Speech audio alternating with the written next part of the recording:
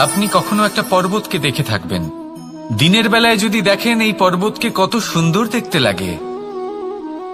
এত বিশাল, এত সুন্দর প্রকৃতির এই দৃশ্য দেখে মনে শুভ চিন্তার উদ্ভব হয়। এবার সেই পর্বতকেই আপনি অন্ধকারে দেখুন, ততটাই ভয়াবহ মনে হয়। এবার এটাই হয় মানুষের সাথেও, আর এটাই হয় অন্য কোনো স্থানের সাথেও। এবার এর কারণ কি? তাহলে কি মানুষের রূপ, তার ব্যক্তিত্বের কোনো মাহাত্ম্য নেই? না, এরকম কখনোই নয়। এর সমস্ত কৃতিত্ব পায় প্রকাশ। শুধুমাত্র এই প্রকাশই আপনার গুণকে, আপনার ব্যক্তিত্বকে, আপনার রূপ আরো উজ্জ্বল করে সংসারের সামনে নিয়ে আসে। তাহলে আপনিও অন্ধকার থেকে প্রকাশের পথে অগ্রসর হন, সেই মানুষগুলোর দিকে অগ্রসর হন, সেই দিশায় অগ্রসর হন যা আপনার ভেতরের গুণগুলিকে, আপনার ব্যক্তিত্বকে সংসারের সামনে আনতে পারে। যদি আপনি তা করতে পারেন তাহলে আপনি জীবনভর সুখী থাকবেন। আসুন আর আমার সাথে ভালোবেসে বলুন, রাধা রাধা। আপনি কখনো সূর্যের আলোকে নিজের হাতের মুঠোর মধ্যে রাখার চেষ্টা করেছেন? আপনি নিশ্চয়ই জানেন যে সেটা সম্ভব নয়। আপনি জলকে কখনো বেঁধে রাখার চেষ্টা করুন, সেটাও সম্ভব নয়। কিন্তু যখন এই সূর্যের প্রকাশ, এই উত্তাপ পৃথিবীতে আসে, তখন ধরিত্রী কি করে? সে সমস্ত বনস্পতির মধ্যে তা ভাগ করে দেয়, তাদের বিকাশের সহায়ক হয়ে ওঠে।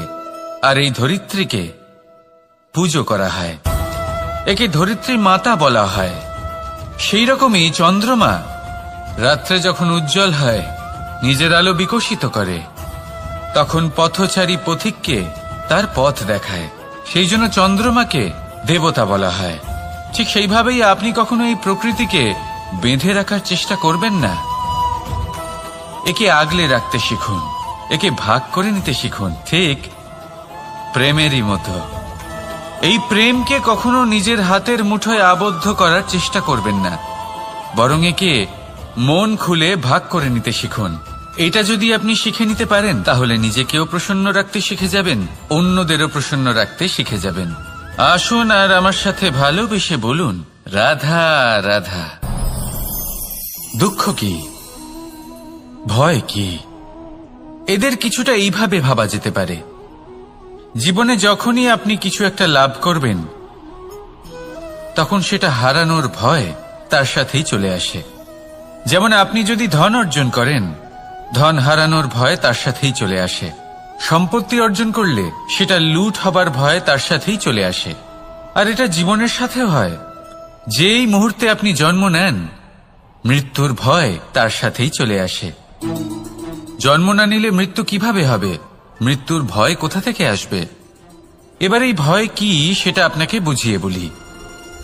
এই ভয় যদি মনের মধ্যে থাকে, জীবনে থাকে, তাহলে যা কিছু লাভ করবেন, সুখ, সম্পত্তি, সুবিধা, ধন, এইগুলি লাভ করার একটা আনন্দ থাকে, এদের সাথে জীবনযাপন করার একটা আনন্দ থাকে। এই ভয় সেই আনন্দ আপনার থেকে কেড়ে নেয়। ধরে নিন কাল আপনার মৃত্যু হতে চলেছে। এবার কালকের মৃত্যুর ভয় আজই মনে পুষে রাখলে তাহলে এই ভয় আজকের সুখ, আজকের শান্তি আপনার থেকে কেড়ে নেবে। ভয় এটাই করে। সেই জন্য মনে রাখবেন, ভয়ের সঙ্গ আপনি ত্যাগ করে দিলে জীবন যাপনের যে সুখ তা চিরকাল আপনার সাথে থাকবে। আসুন আর আমার সাথে ভালোবেসে বলুন, রাধা রাধা। আপনি কখনো কোনো পর্বতে চড়েছেন? কথায় আছে, যখন আমরা পর্বতারোহণ করি, ওপরে ওঠার সময় দুর্ঘটনার সম্ভাবনা কিছুটা কমে যায়। সেখানেই যখন পর্বত থেকে নিচে নামি, তখন দুর্ঘটনার সম্ভাবনা অত্যন্ত বৃদ্ধি পায়। অর্থাৎ নামার সময় আমাদের আরো ভারসাম্য বজায় রাখতে হয়, আরো সাবধানে থাকতে হয়, অর্থাৎ বিবেককে জাগিয়ে রাখতে হয়। এবার জীবনেও সাফল্যের পর্বত আরোহণের সাথে এটাই হয়। যখন আমরা সাফল্যের পর্বত আরোহণ করতে থাকি, তখন এমনি আমাদের লক্ষ্য আমাদের গন্তব্যের দিকে থাকে। আমরা নিরন্তর পরিশ্রম করি, চেষ্টা করতে থাকি, আমাদের মধ্যে সেই উৎসাহ থাকে, সেই সাহস থাকে। কিন্তু একটা কথা সত্যি, সমস্ত আরোহণের পরে অবরোহণ থাকে। আর এই অবরোহণই থাকে যেখানে বেশিরভাগ মানুষ নিজের ভারসাম্য বজায় রাখতে পারেন না, আর সেখানেই ভেঙে পড়েন। তাই জীবনে যদি সাফল্যের শিখরে পৌঁছতে চান, তাহলে আপনাকে নিরন্তর প্রয়াস করতে হবে, সংঘর্ষ করতে হবে, পরিশ্রম করতে হবে, আর নিজের লক্ষ্যের দিকে একাগ্রতা কেন্দ্রীভূত করতে হবে। তাহলে আপনি নিজের লক্ষ্য অবশ্যই পাবেন।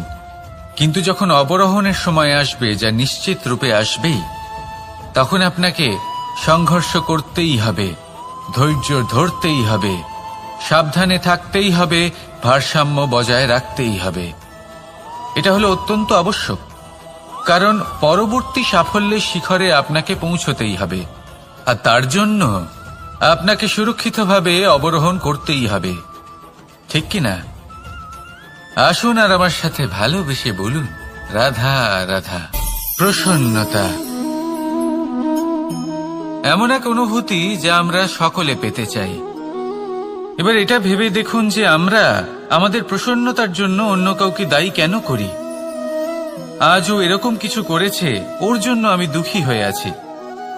আজও এমন কিছু করলো যার ফলে আমার মন প্রসন্ন হয়ে উঠল।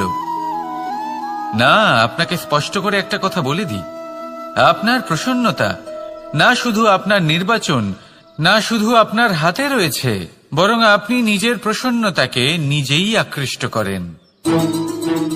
এই ফুলগুলিকে দেখুন, এই ফুল এর সুগন্ধ ছড়ায়, আর এই ফুল নিজের দিকে কীট পতঙ্গদের আকৃষ্ট করে। এবার দেখুন, কীট পতঙ্গ কাদের আকৃষ্ট করে? গিরগিটি বা ব্যাঙ, এরকম কিছু প্রাণীদের। এবার এই যে ফুল, কীট পতঙ্গের জন্য এই যে ফুল, তার বিকাশ হয়, এ আরো প্রস্ফুটিত হয়, ওর বংশ আরো বৃদ্ধি পায়। তাই এর তাৎপর্য হলো সহজ, ফুল উচিত ব্যক্তিকে নিজের দিকে আকৃষ্ট করে। এবার কীট পতঙ্গের কথা বললে তারা কাদের আকৃষ্ট করে? তাদেরই যারা তাদেরই শিকার করবে, খাদ্যরূপে গ্রহণ করবে। এবার কাকে আপনি নিজের দিকে আকৃষ্ট করতে চান, তার নির্বাচন আপনারই। আপনি কি প্রসন্নতাকে নিজের দিকে আকৃষ্ট করতে চান, নাকি অপ্রসন্নতাকে করতে চান, তার নির্বাচন আপনারই। আপনি জীবনে যা কিছু পাবেন, সুখ দুঃখ, আশা নিরাশা, প্রসন্নতা অপ্রসন্নতা, সবই হলো আপনারই নির্বাচনের পরিণাম। তাহলে সঠিক নির্বাচন করুন, আর আমার সাথে ভালোবেসে বলুন, রাধা রাধা। ঘূর্ণিঝড়, যখন এই ঘূর্ণিঝড় আসে তখন প্রচন্ড বেগে হাওয়া বয়ে চলে। সেই সময় এমন কিছু বৃক্ষ আছে যা কঠিন হয়ে দৃঢ় হয়ে দাঁড়িয়ে থাকে। সেই গাছ যা 10 বছর ধরে বা সহস্র বছর ধরে দাঁড়িয়ে থাকে, তাদেরকে আপনি খুব সহজে নাড়াতে পারবেন না। কিন্তু ঘূর্ণিঝড়, এর প্রভাব এতটাই তীব্র হয়, এর হাওয়াতে এতটাই প্রবল শক্তি থাকে যে এই বৃক্ষগুলিকে উচ্ছেদ করে, সেই বৃক্ষ নষ্ট হয়ে যায়। এবার এমন কিছু বৃক্ষ থাকে যাদের কাণ্ড নমনীয় হয়, খুবই নরম হয়। সেই জন্য যখন জোরে বাতাস বয়, কোনো ঘূর্ণিঝড় আসে, তখন এই বৃক্ষগুলি ঝুঁকে যায়। আর যখন এই ঘূর্ণিঝড় চলে যায়, শান্ত হয়ে যায়, তখন ওরা আবার দাঁড়িয়ে পড়ে। এবার এটাকে আপনি কি বলবেন, কি বুঝবেন আপনি? সুযোগ সন্ধানী? না, বরং এটাই হলো প্রকৃত আদর্শ।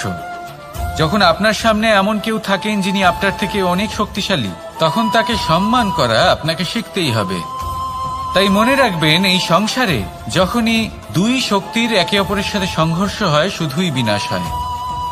কিন্তু যখন শক্তির সাথে আসক্তি মিলিত হয়, সেখানে সুরক্ষা থাকে, সেখানেই কিছু নির্মাণ হয়।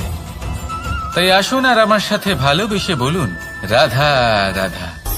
ভয়, আমরা ভয়ের বিষয়ে অনেক কথা বলি, ভয়ের থেকে সবসময় দূরে পালাই। কখনো ভেবে দেখেছেন আমরা এই ভয়ের সদ্ব্যবহারও কি করতে পারি না? নিশ্চিত রূপে করতেই পারি। এমন কোনো অক্ষর নেই যার দ্বারা কোনো মন্ত্র হয় না। তাই নিশ্চিত রূপে এই ভয়েরও সদ্ব্যবহার আমরা করতেই পারি। নির্ভর করছে আপনার দৃষ্টিভঙ্গির ওপর, আপনার প্রতিক্রিয়ার ওপর। ভয় যখন সামনে আসে, দুটো পথ থাকে। প্রথমটা হলো ভয়ভীত হয়ে চুপচাপ পালিয়ে যাওয়া, আর দ্বিতীয় পথ সেই ভয়ের সম্মুখীন হওয়া। সেই ভয়ে ডুবে গিয়ে দেখুন এমন কি আছে যা আপনাকে পিছনে টেনে রাখছে।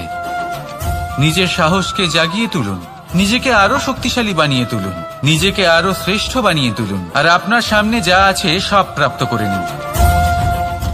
সেই ভয়, আপনি তার থেকে পালিয়ে যেতে চান নাকি তার সম্মুখীন হয়ে নিজেকে আরো শ্রেষ্ঠ বানাতে চান? সেই চয়ন আপনারই, প্রতিক্রিয়া আপনারই, দৃষ্টিভঙ্গি আপনারই। আসুন আর আমার সাথে ভালোবেসে বলুন, রাধা রাধা। কখনো কোনো বনে আপনি আগুন লাগতে দেখেছেন? এমন ভয়ানক আগুন লাগতে পারে সমস্ত বন জ্বালিয়ে দিতে পারে। সেখানে যে বনস্পতি পাওয়া যায়, সেখান থেকে যে ঔষধি পাওয়া যায়, সবকিছু নষ্ট হয়ে যায়। যে পশু পাখি পাওয়া যায় বেশিরভাগই নিজের প্রাণ হারিয়ে ফেলে, আর যারা বাকি থাকেন তারা নির্বাসিত হন। কিন্তু কখনো ভেবে দেখেছেন এই বনে আগুন লাগে কি করে? ছোট ছোট শুকনো পাতার কারণে, শুকনো ডালের কারণে, সেগুলো যেগুলো কখনো গাছের অংশ ছিল। সবসময় মনে রাখবেন, গাছ আমরা কুড়ুল দিয়ে কেটে থাকি, কিন্তু গাছ কখনো কুড়ুলের ডগা দিয়ে কাটা যায় না। বরং এই যে হাতলটা আছে, তাতে যে শক্তি লুকিয়ে রয়েছে, এই শক্তির দ্বারা গাছ কাটা হয়। এবার বলুন, এই যে হাতল, এ কি দিয়ে তৈরি হয়? স্বয়ং গাছের দ্বারাই। এর থেকে আপনি কি শিক্ষা পেলেন? যদি কেউ আপনজন হন, যে আপনার কোনো দরকারে লাগছেন, সেই কারণে তাকে নিজের থেকে দূরে করবেন না। যদি তার সাহায্যের প্রয়োজন হয় তাহলে তাকে সাহায্য করুন, যদি তার সঙ্গের প্রয়োজন হয় তাহলে তাকে সঙ্গ দিন। নিঃস্বার্থভাবে আপনজনদের বিকাশের পথে নিয়ে যান। নিজের স্বার্থ অনুসারে আপনজনদের নিজের জীবনে রাখবেন না। আসুন আর আমার সাথে ভালোবেসে বলুন, রাধা রাধা। জীবনে লক্ষ্য লাভ কি করে করতে হয়? কেউ বলবে বন্ধুদের সাহায্যে, কেউ বলবে প্রেমের সাহায্যে, কেউ বলবে নিরন্তর চেষ্টা করলে, কেউ বলবেন পরিশ্রম করলে, কেউ বলবেন ঈশ্বরের আশীর্বাদে, ইত্যাদি ইত্যাদি। আমি আপনাকে বুঝিয়ে বলি, এই যেমন ত্রিলোক আছে, অর্থাৎ 3 লোক আছে, যাকে সঞ্চালন করে ত্রিদেব বা 3 জন দেবতা। সেইভাবে নিজের লক্ষ্যে পৌঁছানোর জন্য 3টি ভাবের প্রয়োজন পড়ে। প্রথম ভাব হলো স্বপ্ন দেখা। আপনি যদি স্বপ্ন দেখতে শুরু না করেন তাহলে সেখানে পৌঁছতেই পারবেন না। তারপর আপনাকে দৃঢ় সংকল্প নিয়ে সেই পথ যেমনই হোক তাতে চলতে হবে। এ হলো দ্বিতীয় ভাব, দৃঢ় সংকল্প। আর তৃতীয় ভাব হলো সেই লক্ষ্যের যাত্রা পূর্ণ করার জন্য প্রতিবদ্ধ হওয়া। তাই যদি আপনি স্বপ্ন দেখতে পারেন, দৃঢ় সংকল্প দ্বারা পথ যতই কঠিন হোক না কেন তাতে চলতে পারেন, আর সেই লক্ষ্য লাভের যাত্রা পূর্ণ করার জন্য প্রতিবদ্ধ হতে পারেন, তাহলে আপনি নিশ্চিত রূপে আপনার লক্ষ্য লাভ করতে পারবেন। তাই আপনি এটাই করুন আর আমার সাথে ভালোবেসে বলুন, রাধা রাধা। কথায় আছে যে জীবনে কিছু শুরু করার আগে স্বপ্ন দেখা অত্যন্ত গুরুত্বপূর্ণ, আর এটা 100% সত্যিও। কিন্তু কিছু মানুষ স্বপ্ন দেখা শুরু না হয় করে দেন, কিন্তু তারপর থামেনি না। স্বপ্ন দেখতেই থাকেন, তারা ভাবতেই থাকেন, কর্ম করেন না। এমন সময় আপনাকে নিজেকে জাগিয়ে তুলতে হবে। নিজেকে বলতে হবে যে এবার উঠে কর্ম করার সময় এসে গেছে।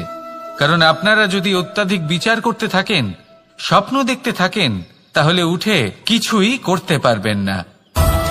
আপনি শুধু একটা কাজ করুন, উঠে কর্ম করা আরম্ভ করে দিন। তারপর ভেবেচিন্তে ধীরে ধীরে নিজের কর্মকে দিশাও দিন আর তাকে উচিত গতিও দিন। কারণ এটাই হলো সাফল্যের মূল মন্ত্র। না শুধু কর্ম করুন না ভাবনা চিন্তা করে, আর না শুধু ভাবুন কর্ম না করে। সাফল্যের মূল মন্ত্র হলো এর ভারসাম্যে। তাহলে এটাই করুন, সাফল্যকে লাভ করুন, আর আমার সাথে ভালোবেসে বলুন, রাধা রাধা। সূর্যের মনে হয় যে তার থেকে বেশি তেজস্বী আর উজ্জ্বল কেউ নেই, তাই তার এই অহংকার ভঙ্গ করার জন্য মেঘ চলে আসে। তারপর এই মেঘের অহংকার বেড়ে যায় যে তার থেকে বেশি ঘন আর কেউ নেই। তারপরে বাতাসের একটা প্রবল দমক আসে আর মেঘেদের ছিন্ন ভিন্ন করে দিয়ে চলে যায়। তখন বায়ুর অহংকার বেড়ে যায়, আরো ভাবে যে তার থেকে বেশি শক্তিশালী আর কেউ নেই। এই দমকা বাতাস যখন বিশাল এক পর্বতের সাথে ধাক্কা খায়, তখন সেই বাতাসের অহংকারও চূর্ণ বিচূর্ণ হয়ে যায়। তারপরে পর্বত ভাবে যে তার থেকে বেশি ধীর আর শক্তিশালী আর কেউ নেই। তখন পৃথিবীতে ভূমিকম্প হয়, আর সেই বিশাল পর্বত চূর্ণ বিচূর্ণ হয়ে যায়। তারও অহংকার ভেঙে যায়। এবার ধরিত্রীর অহংকার হতে থাকে। ধরিত্রী বলে যে আমার উপর সবকিছু টিকে রয়েছে, আমার থেকে বেশি শক্তিশালী আর কেউ নেই। একটা ছোট্ট ইঁদুর আসে, মাটিতে গর্ত করে আর মাটি ধসিয়ে দেয়। ধরিত্রীর অহংকার ভেঙে যায়। এর তাৎপর্য হলো সরল। এই সংসারে অহংকার কখনো স্থির থাকে না। এই অহংকার ভাঙবেই। এটা হলো সাংসারিক চক্র। আমাদের নিজেদের জীবনে কর্তব্য পালন করতে হবে, কর্ম করতে হবে, কিন্তু অহংকার নয়।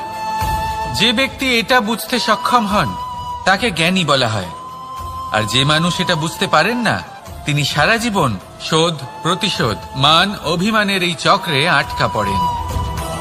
এবার আপনি কি এই চক্রে আটকে থাকতে চান, নাকি জ্ঞানী হয়ে উঠতে চান? সেই চয়ন আপনারই। আসুন আর আমার সাথে ভালোবেসে বলুন, রাধা রাধা।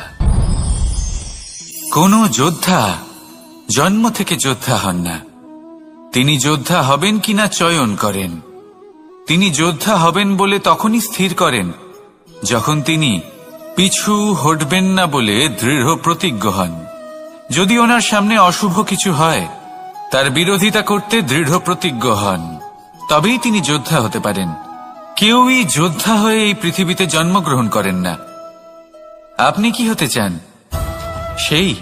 সেই দর্শক হতে চান যারা যুদ্ধভূমিতে বসে থেকে অন্য কারোর জয়ে উচ্ছ্বাস প্রকাশ করেন, নাকি সেই যোদ্ধা হতে চান যিনি নিজের শৌর্য দিয়ে, বীরত্ব দিয়ে পরাক্রম প্রদর্শন করেন এবং যার প্রশংসা যুগ যুগ ধরে হয়ে চলে? সিদ্ধান্ত আপনারই। আসুন আর আমার সাথে ভালোবেসে বলুন, রাধা রাধা।